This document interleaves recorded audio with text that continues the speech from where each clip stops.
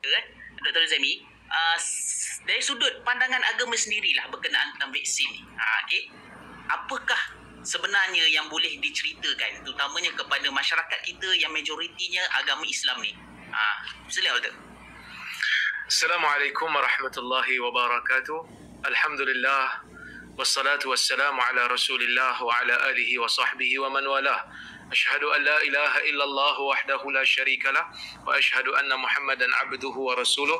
Allahumma salli wa sallim ala Muhammad wa ala alihi wa sahbihi ajma'in. Terima kasih kepada Abu Wais selaku moderator pada pagi ini. Semangat.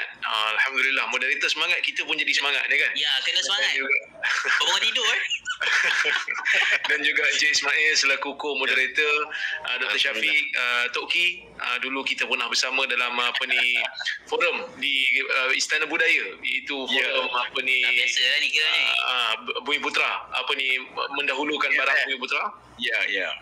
Kemudian hadirin dan hadirat yang dirahmati oleh Allah Subhanahu wa taala sekalian, alhamdulillah pagi ini kita dapat bersama untuk kita membincangkan satu isu yang menjadi hangat. Makin lama makin hangat isu ni. Saya ingat saya mula bercakap tentang isu ni lama dulu, iaitu waktu saya dijemput oleh analisis TV Hijrah. Kemudian saya bergandingan dengan Datuk Dr. Dr. Musa Monondin, di antara orang yang selalu bercakap tentang isu vaksin. Dan hari ini alhamdulillah USIM, Universiti Sains Islam Malaysia, menjemput saya untuk bercakap benda yang sama. Baik, kita nak bincang tentang isu asas dulu, iaitu apakah pandangan Islam. Saya nak bagi beberapa prinsip sebelum saya nak masuk kepada tajuk. Yang pertama sekali, apabila kita berbicara tentang isu penyakit dan isu kebinasaan, Islam tidak pernah melarang umat dia untuk berubat. Walaupun di sana ada pandangan ulama yang berbagai-bagai tentang isu mengambil ubat apabila sakit. Kerana dalam hadis di sana ada berbagai-bagai hadis yang boleh difahami dengan pelbagai cara. Sebahagian ulama mengatakan berubat ini wajib apabila kalau tak ambil ubat boleh menyebabkan mudarat. Sebahagian ulama mengatakan ubat ini adalah sunat selagi mana ia diyakini ataupun dipercayai dengan bukti, dengan eksperimen memberikan manfaat. Sebahagian kata tak, makruh. Kerana apa? Dia kata kerana tawakal itu lebih utama. Tetapi saya boleh katakan tidak ada seorang pun di kalangan ulama Islam yang mengharamkan perubatan. Tak ada siapa pun yang kata perubatan ini secara dasarnya adalah dilarang. Tak ada.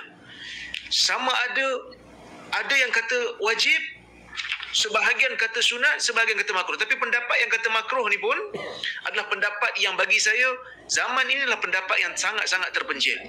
Sangat-sangat terpencil kerana mereka lebih mengutamakan tawakal. Kerana majoriti ulama mengatakan tawakal tidak menafikan ikhtiar. Tawakal tidak menafikan usaha. Nabi SAW apabila pergi perang, Nabi memakai helmet besi, Nabi memakai baju besi, dan Nabi memakai senjata. Nabi bawa senjata.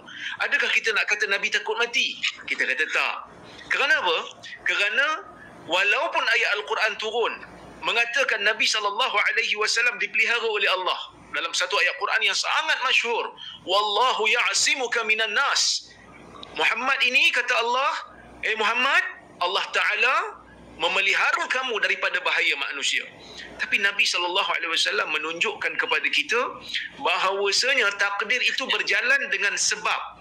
Musabab itu ataupun hasil tidak akan dapat melainkan kita kena usaha untuk menjadikan musabab itu berlaku, iaitulah kita kata kanun sebab wa musabab, iaitu undang-undang sebab dan akibat. Kadang-kadang kita buat sebab tak dapat juga akibat, kerana bukan semestinya sebab itu menghasilkan akibat. Baik, itu asas yang pertama. Asas yang kedua, di dalam Islam, dalam sebuah hadis, walaupun hadis ni dhaif, tetapi ulama bersepakat, berijma' menjadikan ia sebagai satu kaedah fiqh yang diterima oleh semua ulama daripada zaman dulu sampai sekarang, iaitu satu hadis yang sangat masyhur, la darar wala dirar. Kan, biasa ustaz-ustaz kalau mengajar hadis dia akan suruh anak murid dia hafal yang ni. Dia kata la darar wala dirar. Pendek je hadis ni. Tidak ada mudarat dan tidak boleh membalas mudarat dengan mudarat.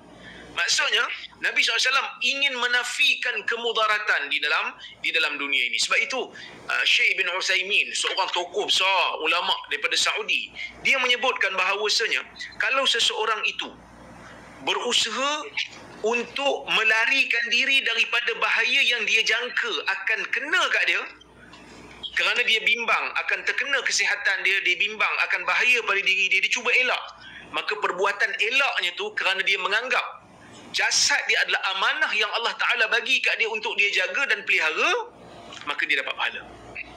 Maksudnya, konsep Islam dalam menjaga kesihatan bukan hanya konsep dunia semata-mata yang tidak ada perhitungan akhirat.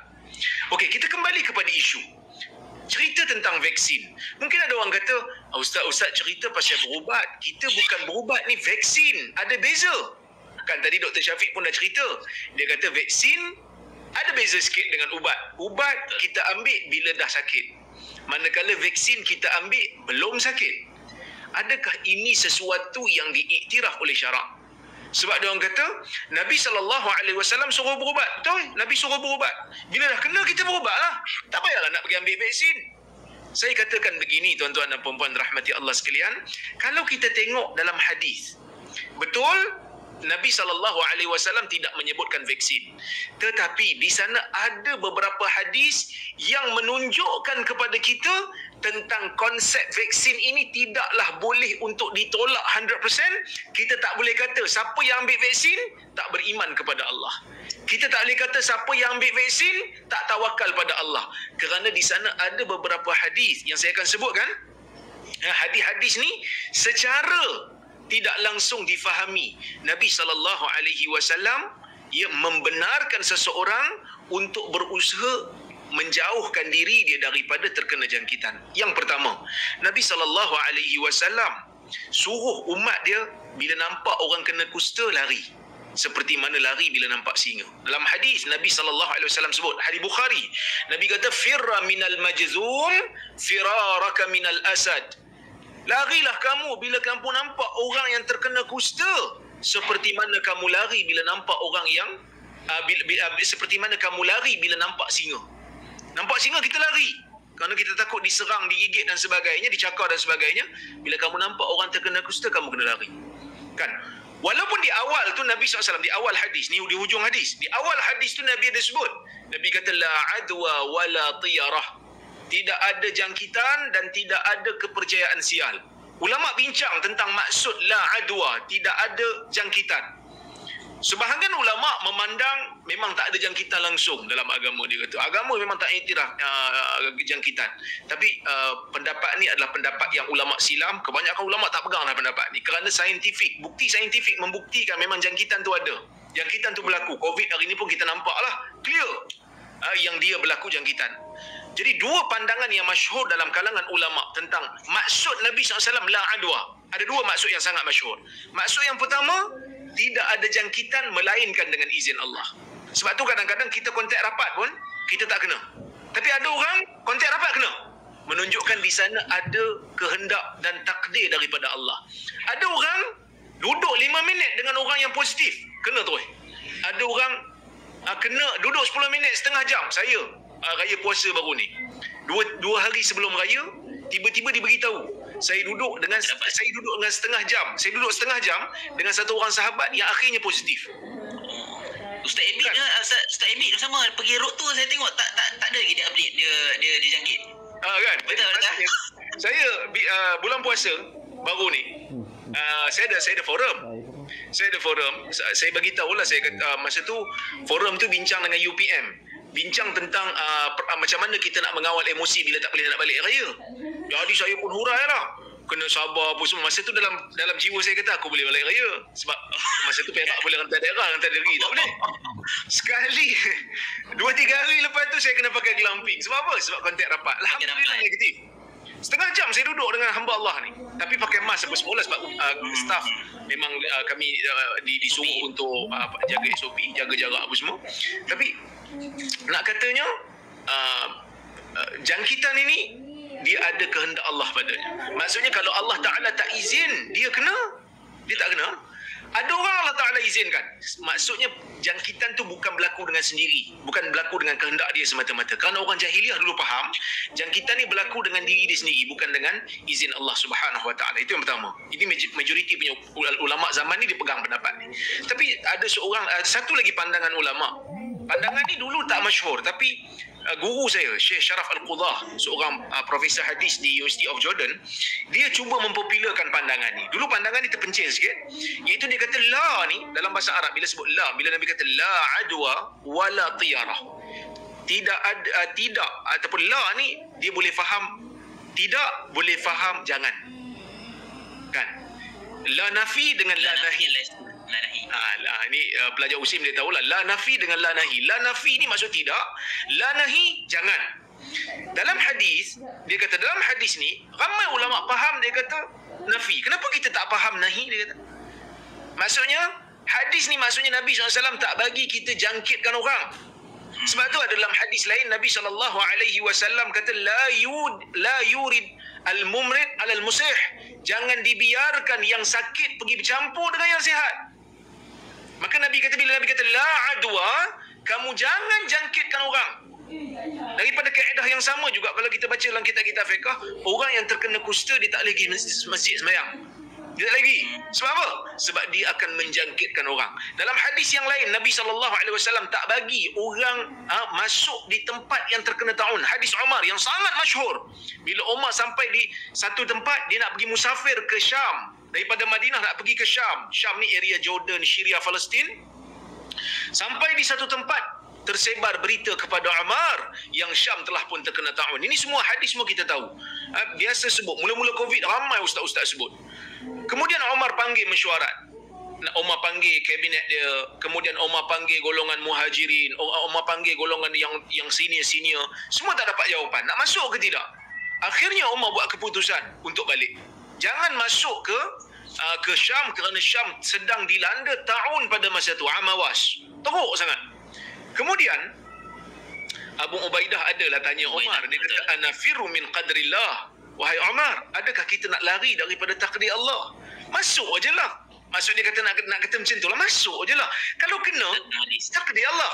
Umar kata, nafiru min qadrillah ila qadrillah. Kita lari daripada satu takdir, kita pergi pada takdir yang lain. Kerana Allah Ta'ala kan suruh usaha. Jadi bila kita tak masuk, takdir Allah juga untuk kita tak masuk. Kemudian bila berjumpa dengan Abdurrahman bin Auf, barulah Abdurrahman bin Auf kata kepada Umar, dalam isu ni ada hadis. Nabi SAW menyebutkan, iza waqa'a bi ardin, ataupun iza sami'tum إذا وقع بأرض فلا تقدموا عليها وإذا وقع بأرض وأنتم بها فلا تخرجوا فرارا منه atau kama qala hadis Bukhari. Kalaulah kata taun ini melanda satu tempat, kamu jangan masuk tempat tu. Dan bila mana dia ada pada tempat kamu, maka kamu jangan keluar daripada negeri kamu. Maksudnya pun Nabi ajar tentang konsep kuarantin. Begitu juga kalau kita tengok dalam hadis Nabi SAW ada sebut tentang lalat, celupan lalat. Hadis celuk lalat kan, kita biasa tahu lah. Idza waqa'a az-zubab fi ina'i ahadikum falyaghmishu thumma liyanza'hu fa inna fi ahada janahaihi da' wa fil akhir shifa' atau kama qala. Hadis ni Nabi kata apa? Bila lalat jatuh dalam bekas makanan kamu, kamu kena benamkan dia, lepas tu kamu keluarkan balik. Kerana sebelah, ada yang kata sebelah kepak, ada yang kata sebelah badan. Ada sebelah kepak dia ada penyakit dan sebelah kepak ada penawar. Maksudnya kalau tekan ke dalam habis tenggelam apa kan? Kan? Jadi sebab tu saya kan saya selalu sebut Nabi SAW suruh benam ni. Nabi suruh buat apa? Ada orang kata benam ni ustaz sebab Nabi SAW nak suruh kita jangan bazir air. Itu betul lah. Betul lah tu. Tapi Nabi suruh benam sebab Nabi kata sebelah badan dia ataupun sebelah kepak dia ada penyakit, sebelah kepak dia ada penawar. Maksudnya benam tu untuk menghilangkan mudarat. Mudarat belum berlaku lagi. Kita belum kena sakit lagi. Tapi Nabi ajar pada orang Madinah untuk sayang pada air. Sebab Madinah kan padang pasir. Air susah nak dapat. Katalah kita beli air kan. Beli air yang T-Life ke Starbucks ke yang secara setelah RM15 tu, belum minum lagi lalat dah masuk. Kan? Jadi sakit hati. Jadi Nabi berikan penyelesaian. Benamkan, kemudian keluarkan, boleh minum. Nabi kata insya-Allah tidak akan memberi mudarat. Ini adalah konsep yang Nabi ajar. Benamkan benda yang kotor untuk mendapatkan manfaat daripada tu. Kerana dalam tu ada penawar.